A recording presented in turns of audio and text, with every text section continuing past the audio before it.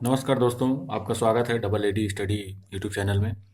दोस्तों, आपसे यही बात कहनी है कि अगर आपको यह एनालिसिस सही लगता है तो आप चैनल को सब्सक्राइब करें और लाइक भी किया करें।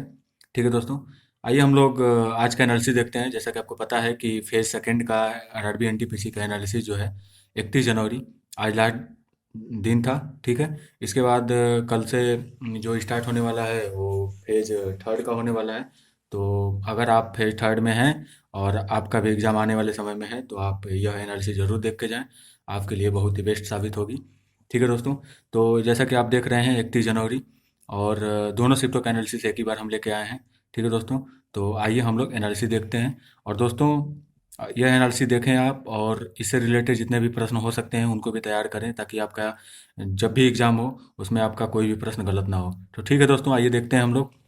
जैसे कि आप देख पा रहे होंगे कि एफ टी पी की फुल फॉर्म। ठीक है दोस्तों, तो एफ टी पी की फुल फॉर्म क्या होती है? File transfer file transfer protocol. ठीक है दोस्तों, फाइल ट्रांसफ़र प्रोटोकॉल किसकी फुल फॉर्म है? एफ टी पी की। ठीक है दोस्तों, फिर है ई डी डी की फुल फॉर्म। देखिए दोस्तों, ये जो पहला वाला है ये पहले शिफ्ट में आया था, और दूसरा वाला जो है ये दूसरे शिफ्ट में आया था। तो हम ऐसा किए हैं कि मतलब जो रिलेटेड प्रश्न है उनको एक साथ लेके आए। ठीक है दोस्तों, दोनों शिफ्टों का एनालिसिस है, इसलिए आप ध्यान दीजिएगा इसको। फिर है दोस्तों कि ई डी डी की फुल फॉर्म, तो ये आप जानते होंगे, और नहीं जानते हो तो यहाँ देख लीजिएगा। Estimated date of delivery. Date of delivery होता है। ठीक है दोस्तों, फिर है कि महाराष्ट्र का लोक नृत्य। तो महाराष्ट्र का जो लोक नृत्य है इसका नाम है Koli folk dance. Koli folk dance. ठीक है दोस्तों, कहाँ का? महाराष्ट्र का लोक नृत्य है। फिर है रानी पद्मावती कहाँ की राजकुमारी थी? ठीक है दोस्तों, तो आप सभी जानते होंगे कि जो रानी पद्मावती थी, पद्मावती मूवी आप लोग देखे होंगे, तो ये चित्तौड़गढ़ की रानी थी। ठीक है दोस्तों, कहाँ की? चित्तौड़। ठीक है दोस्तों, और ये भी आप ध्यान रखिएगा कि जो राजा थे यहाँ के, उनका नाम राजा रत्न सिंह था। क्या? राजा रत्न सिंह। ठीक है दोस्तों, इनकी महारानी का नाम था पद्मावती। ठीक है दोस्तों, ठीक है। फिर आगे देखेंगे हम लोग कि आया था कि वित्तीय आपातकाल किस अनुच्छेद में है। ठीक है दोस्तों, तो जो वित्तीय आपातकाल होता है इसका अनुच्छेद है आपका 360। ठीक है दोस्तों, अनुच्छेद 360। ठीक है दोस्तों, और जो राष्ट्रपति शासन लगता है, ठीक है दोस्तों, यह किस अनुच्छेद के तहत लगता है? राष्ट्रपति शासन का जो अनुच्छेद है यह है आपका 356। ठीक है दोस्तों, इसके तहत राष्ट्रपति शासन लगाया जाता है। और जो बाह्य आक्रमण से रिलेटेड अनुच्छेद है, ठीक है, वो कौन सा आर्टिकल है? आर्टिकल 352। ठीक है दोस्तों, इसमें पूछा था वित्तीय आपातकाल किस अनुच्छेद में है, तो यह है आर्टिकल 360 में, जो अभी अब तक एक बार भी नहीं लगा है। ठीक है दोस्तों, फिर है कि हर्षचरित के लेखक। तो आपको हम बता देते हैं कि हर्षचरित के जो लेखक हैं इनका नाम है बाण भट्ट। क्या? बाण भट्ट। ठीक है दोस्तों, हर्षचरित के लेखक बाण भट्ट, या बाण भट्ट की रचना हर्षचरित। फिर है आरबीआई का ब्रांड एम्बेसडर। तो जो आरबीआई का ब्रांड एम्बेसडर, ये प्रश्न ऐसे था कि मतलब जो आरबीआई ग्राहक जागरूकता अभियान चलाया है, तो उसके ब्रांड एम्बेसडर किसको बनाया गया है? तो उसके ब्रांड एम्बेसडर बनाया गया है अमिताभ बच्चन। अमिताभ बच्चन जी को ब्रांड एम्बेसडर बनाया गया है आरबीआई का। ठीक है, ग्राहक जागरूकता अभियान। ठीक है दोस्तों, फिर है कि सबसे लंबी सीमा भारत की किस देश के साथ लगती है? ठीक है दोस्तों, तो आप इससे अवगत होंगे कि जो सबसे लंबी सीमा भारत की लगती है वह लगती है बांग्लादेश के साथ। किसके साथ? बांग्लादेश के साथ सबसे लंबी सीमा लगती है भारत की। ठीक है दोस्तों, फिर है विजयनगर साम्राज्य कहाँ है? ठीक है, तो ये आपको बताना था कि विजयनगर साम्राज्य कहाँ है। तो यह हम्पी, और हम्पी कहाँ पड़ता है? कर्नाटक में। ठीक है दोस्तों, हम्पी कहाँ पड़ता है? कर्नाटक में। तो विजयनगर साम्राज्य हम्पी में है। ठीक है दोस्तों, फिर है आईपीएल में 5,000 रन सबसे तेज। इसमें पूछा है कि सबसे तेज आईपीएल में 5,000 रन किसने बनाया है। ठीक है दोस्तों, तो दोस्तों हम आपको बता देते हैं कि अभी तक तो विराट कोहली ही थे, लेकिन अब ये इनका नाम हटके अब इनके जगह पे आ गए हैं सबसे तेज 5,000 रन बनाने वाले डेविड वार्नर। डेविड वार्नर, ठीक है दोस्तों। और आपको हम बता देते हैं कि इनसे पहले विराट कोहली 5,000 रन बनाए थे, और उससे पहले भी दो लोग बना चुके हैं 5,000 रन। तो उनका नाम है, एक सुरेश रैना और दूसरे रोहित शर्मा, जो 5,000 से ज़्यादा रन बना चुके हैं। लेकिन सबसे तेज अगर आईपीएल में 5,000 रन बनाया है किसी ने, तो वो है डेविड वार्नर, ठीक है दोस्तों। ये विराट कोहली को पीछे छोड़ दिए हैं, ठीक है दोस्तों। फिर है कि डिजिटल योजना। तो जो डिजिटल योजना लाई गई थी, यह लाई गई थी 2015 में। कब? 2015 में डिजिटल योजना लाई गई थी। और उसके बाद है कि इसरो का संपर्क चंद्रयान फर्स्ट से कब टूट गया था, ठीक है दोस्तों। चंद्रयान फर्स्ट से जब इसरो का संपर्क टूट गया था, तो उसका समय बताना है आपको। तो ये था 2009। 2009 में इसरो का संपर्क चंद्रयान फर्स्ट से टूट गया था। फिर है कि NH3 किन राज्यों से होकर गुजरती है या गुजरता है, ठीक है दोस्तों। जो NH3 है, नेशनल हाईवे 3, यह 7 राज्यों से होकर गुजरता है, ठीक है दोस्तों। और उन राज्यों के नाम हम आपको बता देते हैं, ध्यान दीजिएगा आप। यूपी, ठीक है, फिर मध्य प्रदेश, फिर महाराष्ट्र, यूपी, मध्य प्रदेश, महाराष्ट्र, तेलंगाना, तेलंगाना, फिर आंध्र प्रदेश, फिर कर्नाटक और तमिलनाडु, ठीक है। कौन कौन से? यूपी, महाराष्ट्र, एमपी, मध्य प्रदेश, तेलंगाना, आंध्र प्रदेश, कर्नाटक और तमिलनाडु, ठीक है। NH3 इस 7 राज्यों से होकर गुजरती है, ठीक है दोस्तों। ठीक है दोस्तों, फिर आगे बढ़ते हैं। नेक्स्ट क्वेश्चन है कि महाकुंभ 2021 कहाँ लगेगा। तो आप सभी जानते होंगे दोस्तों कि जो महाकुंभ 2021 लगेगा वो हरिद्वार में लगेगा। और हरिद्वार कहाँ पड़ता है? तो हरिद्वार पड़ता है आपका उत्तराखंड में, ठीक है दोस्तों। कहाँ? उत्तराखंड में। महाकुंभ 2021। फिर है कि PSLV और SLV से संबंधित प्रश्न था, ठीक है दोस्तों। तो आप उसको देख लेंगे, इनकी फुल फॉर्म वगैरह, ठीक है। और ये होता है कि पोलर सेटेलाइट लॉन्च व्हीकल, ठीक है। फिर एक एक प्रश्न था PSLV के उड़ान भरने से संबंधित, उड़ान कहाँ से भरा जाता है, या इससे रिलेटेड कुछ प्रश्न था, क्लियर नहीं हो पाया, तो इसलिए हम ये टॉपिक आपको बस बता दे रहे हैं, आप इसमें अंदर जाके पढ़ लीजिएगा।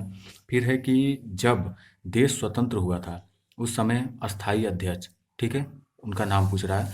तो उस समय जो अस्थाई अध्यक्ष थे, उनका नाम क्या था? राजेंद्र प्रसाद, ठीक है, राजेंद्र प्रसाद। और सच्चिदानंद सिन्हा को क्या बनाया गया था? अस्थाई अध्यक्ष बनाया गया था, ठीक है दोस्तों, जब देश आज़ाद हुआ था उस समय।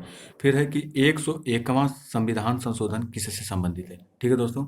ये जो 101वां संविधान संशोधन है, यह है आपका GST से संबंधित है, ठीक है, GST से, गुड्स एंड सर्विस टैक्स, ठीक है दोस्तों। फिर है कि क्लाइव, जो रॉबर्ट क्लाइव थे, वो भारत से इंग्लैंड कब लौटे, ठीक है। मतलब जब भारत आए थे, फिर भारत से इंग्लैंड वो कब गए थे। तो जो रॉबर्ट क्लाइव थे, ये भारत से इंग्लैंड गए थे कब? 1767 ईस्वी में, ठीक है दोस्तों। फिर है कि पारा किस अवस्था में पाया जाता है। तो आप सभी लोग जानते होंगे दोस्तों कि जो पारा होता है, यह आपका तरल अवस्था में पाया जाता है। किस अवस्था में? तरल अवस्था में पाया जाता है, ठीक है। फिर है कि विज्ञान प्रौद्योगिकी, DRDO से एक प्रश्न था, ठीक है दोस्तों, क्लियर नहीं हो पाया, इसलिए आप ये देख लेंगे, DRDO, इसरो वगैरह जो भी हैं, इनको सबको आप एक बार देख लेंगे। फिर है दोस्तों कि धूपगढ़ चोटी किस पर्वतमाला की चोटी है, ठीक है। ये जो धूपगढ़ चोटी है, यह आपकी सतपुड़ा पर्वतमाला की चोटी है। किसकी? सतपुड़ा पर्वतमाला की चोटी है, ठीक है दोस्तों। फिर है संसद में नहीं होता है, मतलब संसद में कौन शामिल नहीं होता है, इससे रिलेटेड प्रश्न था, 4 ऑप्शन दिए गए थे, उसमें से आपको बताना था। जो संसद में शामिल नहीं होता है, वो उसमें राज्य परिषद एक ऑप्शन था, तो वही सही हो जाएगा आपका, ठीक है। फिर था कि सेंट्रल प्रदूषण बोर्ड के चेयरमैन, ठीक है। तो सेंट्रल प्रदूषण बोर्ड के जो चेयरमैन, उनका नाम बता देते हैं आपको कि शिवदास मीना था, मीना, ठीक है, शिवदास मीना सेंट्रल प्रदूषण बोर्ड के चेयरमैन है। फिर है कि सुप्रीम कोर्ट, क्या सुप्रीम कोर्ट नहीं था तब कार्यों का संचालन से प्रश्न एक आया था, ठीक है, कि कार्यों का संचालन कैसे या कहाँ से, जो भी रिलेटेड प्रश्न था उसको आप एक बार देख लीजिएगा, ठीक है, कि सुप्रीम कोर्ट का गठन कब हुआ था, और सबसे पहले इसके न्यायाधीश वगैरह कौन बनाए गए थे, और कितनी संख्या होती थी मुख्य न्यायाधीश और न्यायाधीशों को मिला के, इससे रिलेटेड जो भी प्रश्न है आप उसको एक बार पढ़ लीजिएगा, ठीक है दोस्तों। आइए हम लोग आगे बढ़ते हैं। फिर है दोस्तों कि 2017 के अनुसार रेलवे लाइन की कुल लंबाई थी, ठीक है। तो देखिए इस प्रश्न को आप एक बार चेक कर लीजिएगा। वैसे हम आपको बता देते हैं कि 67,415 किलोमीटर, ठीक है, रेलवे लाइन की कुल लंबाई थी, ठीक है दोस्तों। और दोस्तों एक बात यह है कि अगर आपको यह एनालिसिस सही लग रहा है तो आप चैनल को सब्सक्राइब कर लें और लाइक किया करें, और वीडियो को ज़्यादा से ज़्यादा शेयर करने की कोशिश किया करें, ठीक है दोस्तों। क्योंकि यह एनालिसिस बहुत ही मेहनत से बन पाती है, और दोनों शिफ्टों के एनालिसिस एक साथ लाने का मकसद यही होता है कि आप समय निकालें एक बार दिन में, और एक बार में 10-15 मिनट 20 मिनट मैक्सिमम की वीडियो होती है, आप इसे देख लें। और जो दोस्त हैं आपके, या और भी जो लोग हैं जिनका एग्ज़ाम होने वाला है, उनको भी आप ये शेयर कर दें ताकि उनको भी फ़ायदा हो इससे, ठीक है दोस्तों। तो आइए हम नेक्स्ट देखते हैं। फिर है कि वायुदाब किससे संबंधित है, तो उसमें 4 ऑप्शन दिए गए थे कि बताना था कि वायुदाब किससे संबंधित है। तो आप सभी लोग जानते होंगे कि वायुदाब जो मापा जाता है वो बैरोमीटर से मापा जाता है, ठीक है दोस्तों। तो उसमें बैरोमीटर रहा होगा, वही सही हो जाएगा आपका। फिर था कि प्लासी का युद्ध कब हुआ था, तो युद्ध वगैरह से प्रश्न आ ही रहे हैं, मॉडर्न हिस्ट्री से भी प्रश्न आ रहे हैं, तो उनको आप एक बार देख लेंगे। वैसे प्लासी का जो युद्ध हुआ था ये सब को रट गया होगा वैसे, तो 1757 में प्लासी का युद्ध हुआ था, ठीक है दोस्तों। फिर है कि संगीत निम्न में से किस वेद से संबंधित है, मतलब कौन सा वेद है जिसमें संगीत प्रारंभ हुई। तो आपको बता देते हैं कि जो साम वेद था, चारों वेदों में जो साम वेद था, इसमें संगीत का वो हुआ था, स्टार्टिंग हुआ था, ठीक है दोस्तों। तो संगीत निम्न में से किस वेद से संबंधित है, साम वेद से संबंधित है, ठीक है दोस्तों। फिर है कि ग्रेफाइट में इलेक्ट्रॉन से प्रश्न रिलेटेड ऐसे कुछ दिया हुआ था, तो उसको आप एक बार देख लेंगे। और दोस्तों यह एनालिसिस अब आज का यहीं ख़त्म होता है दोनों शिफ्टों का, और अगला एनालिसिस हम देखेंगे जब भी एग्ज़ाम है, उन दोनों का शिफ्टों का एनालिसिस एक ही साथ देखेंगे। और दोस्तों जैसे रही बात मैथ और रीजनिंग की, तो ऐसा डेली बताते आ रहे हैं हम कि मैथ और रीजनिंग जो प्रोसेस है वो सेम ही आ रहा है, मतलब किस किस टॉपिक से कौन कौन से प्रश्न आ रहे हैं, कितने कितने प्रश्न आ रहे हैं। सबसे ज़्यादा त्रिकोणमिति से प्रश्न आ रहे हैं मैथ में, ठीक है। किसी किसी शिफ्ट में 6 7 8 तक मिल रहे हैं, ठीक है। उसके बाद आपका CISI, प्रॉफिट एंड लॉस, और इधर सरलीकरण से 1 2 प्रश्न आ जा रहे हैं, ठीक है दोस्तों। और जो गाड़ियों से रिलेटेड प्रश्न हर एक शिफ्ट में देखने को मिल रहे हैं, तो ये सब आप देख लीजिएगा एक बार। और रही बात रीजनिंग की, तो रीजनिंग बिल्कुल सिंपल आ रही है, ठीक है। थोड़ा बहुत प्रैक्टिस किया करें, मेहनत किया करें आप। और अगर कॉपी पेन लेके आप प्रैक्टिस करते हैं, कैलकुलेशन वगैरह देखते हैं, तो फिर रीजनिंग में भी कोई दिक्कत नहीं होगी, ठीक है। जितने टॉपिक हैं उनको एक बार देख लें आप आराम से, ठीक है। कोडिंग डिकोडिंग के प्रश्न 1 2 थोड़ा परेशान करने वाले आ रहे हैं, लेकिन उसमें परेशान होने की ज़रूरत नहीं है। 1 2 प्रश्न ऐसे टफ बनाए जाते हैं ताकि मतलब लड़कों को छोड़ना पड़े या उसमें थोड़ा ज़्यादा समय लगे। तो जो प्रश्न आपको टाइम टेकिंग लग रहे हैं उनको बाद में ट्राई करने की कोशिश करें। अगर नहीं हो पा रहे हैं तो घबराने की कोई बात नहीं है, क्योंकि आप ही के लिए टाइम टेकिंग नहीं है प्रश्न, सबके लिए टाइम टेकिंग होंगे, ठीक है दोस्तों। ठीक है दोस्तों, तो फिर चलते हैं, फिर मिलते हैं फिर अगले दिन दोनों शिफ्टों के एनालिसिस के साथ। जय हिंद, जय भारत दोस्तों।